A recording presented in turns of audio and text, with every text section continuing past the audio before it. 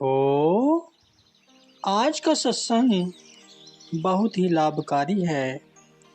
सभी गुरुमुख वचनों को सुने और अपने जीवन में अमल करें और रूहानी लाभ उठाएं। गुरुमुखो, आत्मा और परमात्मा एक है, लेकिन जो माया का पर्दा बीच में आ गया है, यह दीदार नहीं होने देता। जब तक माया का पर्दा दूर नहीं होगा, मालिक का दीदार नहीं होगा। परमात्मा हर जगह मौजूद है, हर जगह उसका वास है, लेकिन जीवात्मा पर मलिनता का जो पर्दा है, वह उसे दर्शन नहीं करने देता। आपको यह सुनहरा अवसर मिला है, जो कि श्री परमहंस मंदिर में आकर अपने मन को एकाग्र कर परमात्मा से एकाकार हो सकते हैं। गुरुमुख विचार करें कि इतनी ऊंची चीज को छोड़कर वे क्यों झूठी चीजों का ख्याल करते हैं। महापुरुष इसी लक्ष्य की पूर्ति हेतु संसार में आते हैं और गुरुमुख जन उनकी शरण में आकर अपने वक्त का पूरा लाभ उठाकर लोक परलोक सुखी बना लेते हैं। श्री वचनों की अनमोल निधि और शुभ मुहूर्त के दुर्लभ नजारे को पाकर गुरुमुख प्रेमियों के हृदय में अपार आनंद समा गया। भंडारे का आयोजन किया गया। सब प्रेमी जन भाव विभोर होकर गुरु महिमा के गीत गाते हुए श्री प्रभु जी का कोटि कोटि आभार व्यक्त करने लगे। श्री दरबार की एक बाई जी आगरा में स्थापित श्री आनंदपुर सत्संग भवन में रहकर सत्संग उपदेश की सेवा कर रही थी। एक दिन वह आगरा में यमुना जी के किनारे के रास्ते एक गुरुमुख भक्तनी के साथ पैदल ही कहीं जा रही थी और घाट के निकट पहुंचकर सीढ़ियों पर बैठ गई। वहीं बैठे बैठे अचानक उनके हृदय में यह विचार उत्पन्न हुआ कि भगवान श्री कृष्ण जी का अवतरण तो मथुरा नगरी में हुआ था, परंतु उन्होंने गोकुल एवं वृंदावन में अनेक स्थानों पर अपने प्रिय बाल सखाओं के साथ लीलाएं की। जब वे बांसुरी बजाते थे तो उस तान को सुनकर गोपियां अपने सब कार्य छोड़कर खिंची चली जाती थी, और जब गोपियां अपने हृदय की वीणा पर मधुर मिलन का राग आलाप कर भगवान श्री कृष्ण जी को पुकारती, तो भगवान तुरंत उनके पास पहुंच जाते थे। हृदय में इन्हीं प्रेम भावों का अभ्युदय होने लगा और वे उस भक्तनी के साथ वहां से धीरे धीरे सड़क के किनारे पर चलते हुए मन ही मन कहने लगी कि मैं भी तो अपने इष्ट श्री सद्गुरुदेव जी महाराज जी के श्री दर्शन करने के लिए श्री आनंदपुर और श्री प्रयाग धाम जाती हूँ। फिर महाप्रभु जी इन दिनों श्री संत नगर में विराजमान हैं, जो हमारे नगर के निकट ही है। काश गोपियों की तरह मेरे प्रेम में भी इतना आकर्षण हो कि हृदय की पुकार को सुनकर तुरंत ही यहाँ पहुँच जाए। मेरे कानों में श्री कार के हॉर्न की मधुर ध्वनि गूंजे। उस समय जब मैं मुड़कर देखूं तो मेरी ओर आती हुई श्री कार में विराजमान मेरे प्रभु श्री सद्गुरुदेव जी कार को मेरे पास रुकाएं और मेरी आंखों से प्रेम अश्रु बहें और मैं पावन दर्शन कर निहाल हो जाऊं। उस समय उनका प्रेम प्रभु प्रेम पराकाष्ठ पर पहुंच चुका था। बस तभी उनके कानों में श्री कार के हॉर्न की मधुर ध्वनि गूंज उठी। वे सोचने लगी कि मेरे अंदर ये विचार चल रहे हैं, शायद इसलिए ही हॉर्न की ध्वनि मेरे कानों में गूंज रही है। परंतु यह क्या? उन्होंने जैसे ही मुड़कर देखा तो सचमुच ही श्री कार मधुर मधुर हॉर्न करती हुई उन्हीं की ओर बढ़ती चली जा रही थी। दूर से आती हुई श्री कार को देखकर वे स्तंभ रह गई। बार बार आंखें मलने लगी क्योंकि उन्हें विश्वास ही नहीं हो रहा था कि 2 मिनट पहले हृदय में आए हुए भाव यूं पलक झपकते ही पूरे हो जाएंगे। श्री कार उनके निकट आकर रुक गई। श्री प्रभु जी को सम्मुख पाकर वह अपनी सुध बुध भुला बैठी। नेत्रों से अश्रुधारा प्रभावित होने लगी। तभी श्री कार का दरवाजा खुला। बाई जी की चेतना लौटी तो देखा कि वृद्ध संभारनहार प्रेम के भंडारी घट घट वासी श्री श्री 108 श्री पंचम पातशाही जी महाराज श्री कार में विराजमान हैं और मंद मंद मुस्कुराते हुए शुभ आशीर्वाद प्रदान कर रहे हैं। वह श्री चरणों में नतमस्तक हो गई। अंतर्यामी श्री गुरु महाराज जी ने उनकी हार्दिक भावना के अनुरूप स्वयं उनके पास पहुंचकर उन्हें श्री दर्शनों की अनमोल घड़ियां प्रदान कर मालामाल कर दिया। आपने कई बार सत्संगी महात्मा जन एवं भाइयों के विनम्र आग्रह पर आगरा में आकर उन्हें श्री दर्शन देकर कृतार्थ किया। एक बार श्री वचन हुए कि आप सब गुरुमुख जन इतने खुश और उत्साहित नजर आते हैं, क्या कारण है? इसका मतलब क्या है कि आपको अपने मतलब की चीज मिल गई है। जैसे किसी खरीदार को बिक्री करने वाला मिल जाए और बिक्री करने वाले को खरीदार अच्छा मिल जाए तो उनको आपस में कितनी खुशी होती है। बताओ आपको कौन सी चीज की तलब है? सभी गुरुमुखों ने ऊंची आवाज में कहा कि हमें श्री चरणों की भक्ति चाहिए। तो फरमाया कि आप सबको भक्ति की तलब है, इसलिए महापुरुष भी भक्ति देने के लिए ही आए हैं। जो मालिक की भक्ति करते हैं उनका यह जन्म भी सुहेला खुशहाल हो जाता है और परलोक भी संवर जाता है। यह जो श्री परमहंस अद्वैत मंदिर की रचना हुई है, यहाँ से रूहानी खुराक मिलती है। गुरुमुख जन हमेशा भक्ति की तलब रखेंगे तो सदा खुशियों से भरपूर रहेंगे और अपना जीवन सफल बना लेंगे। महापुरुषों की भी यही इच्छा है कि आप खुशी से सराबोर रहें और हमें भी बहुत प्रसन्नता हुई है। श्री वचनों को श्रवण कर आई हुई समस्त संगत भी इस परम सौभाग्य को पाकर कृतार्थ हो गई। आपने भाई प्रकाश प्रेतमानंद जी को बुलाकर कहा कि हमें राजधानी एक्सप्रेस से कलकत्ता की ओर जाना है। हम चाहते हैं कि ट्रेन उस स्टेशन से लें जहां भीड़ भाड़ न हो और एकांत हो। हमारे विचार से कानपुर ठीक रहेगा। आप वहां जाकर शहर के कोलाहल से दूर किसी ऐसे एकांत व शांत स्थान पर प्रबंध करो जहां हम कुछ घंटे ठहर पाएं। अगले दिन श्री प्रभु जी आगरा से प्रस्थान कर श्री संत नगर पहुंच गए। बाई जी कुछ प्रेमी भक्तों के साथ कानपुर की ओर चल दी। वहां जाकर कई स्थान देखे परंतु कोई भी उपयुक्त न लगा।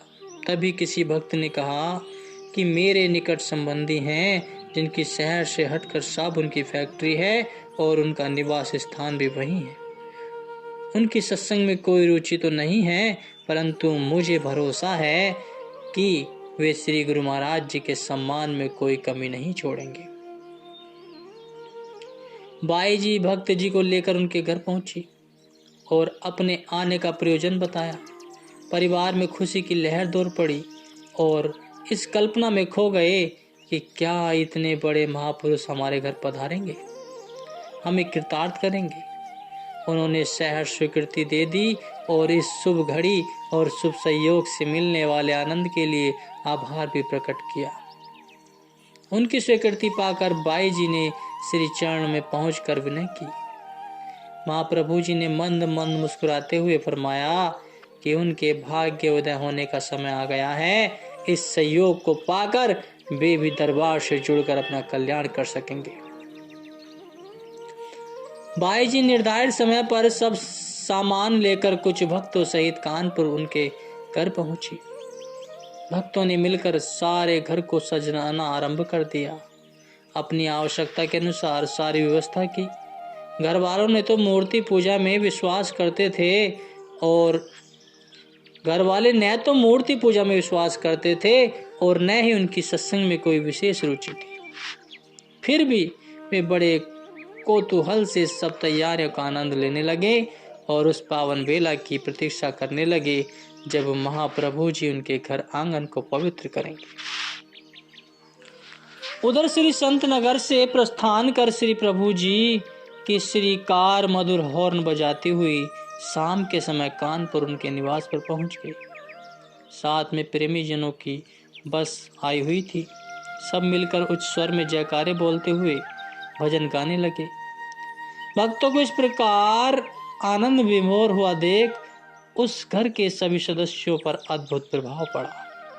श्री दर्शन पाकर उनकी अंतरात्मा को दिव्य एवं सुखद अनुभूति होने लगी। आपने सिंहासन पर विराजमान होकर श्री वचनों की अमृत वर्षा करते हुए फरमाया कि गुरुवाणी का वचन है कि लख 84 भ्रमतया दुर्लभ जन्म पाई हुए नानक नाम संभाल तो 100 दिनों नेड़ा आयो। कि 84 लाख योनियों के बाद तुझे जन्म मिला है। अगर मालिक का नाम हृदय में नहीं बसाया, उसकी संभाल न की और बाकी चीजों का दिल से त्याग नहीं किया तो फिर 84 तेरे नजदीक आ रही है। जीव को फिर से 84 में धकेला जाएगा। कारण क्या है कि जैसे कर्म करेगा, जैसे संस्कार अपने साथ में ले जाएगा, उसी के अनुसार कुदरत उसका फल देगी। इसलिए नाम सुमरण में चित लगाने का यह लाभ होता है कि इंसान के दुख दर्द और भय सब दूर हो जाते हैं और इंसान सुख में वास करता है। किल विक संभे उतरनी नित नित गुण गाऊं कोटि कलेश उपजही नानक विश्रे नाव। फरमाते हैं कि इंसान की सारी कलह कल्पना क्लेश दुख व दर्द सब मिट जाते हैं जो चित्त को मालिक की याद में लगाता है, नाम को जपता है। नाम को चित्त से भुला देने से ही जीव को दुख व्यापता है। इसलिए महापुरुष ये फरमाते हैं कि भले ही संसार में रहो मगर उठते बैठते चलते फिरते दिल में मालिक की लगन हो, लिव सच्चे नाम से जुड़ी हो। फिर ऊपर से भले ही सारे काम करो, अगर इसी प्रकार अपना जीवन गुजारोगे तो यहाँ भी जीवन सुखी होगा और परलोक भी सुधर जाएगा। यही मानस जीवन का लक्ष्य है। इन वचनों को श्रवण कर उनके मन का समस्त अंधकार दूर हो गया। हृदय दिव्य आलोक से प्रकाशित हो उठा। श्री चरणों में आकर विनय करने लगे कि हम तो बहुत नादान और अज्ञानी जीव हैं। आप हमें भी अपने सच्चे नाम की दीक्षा देकर कृतार्थ करें।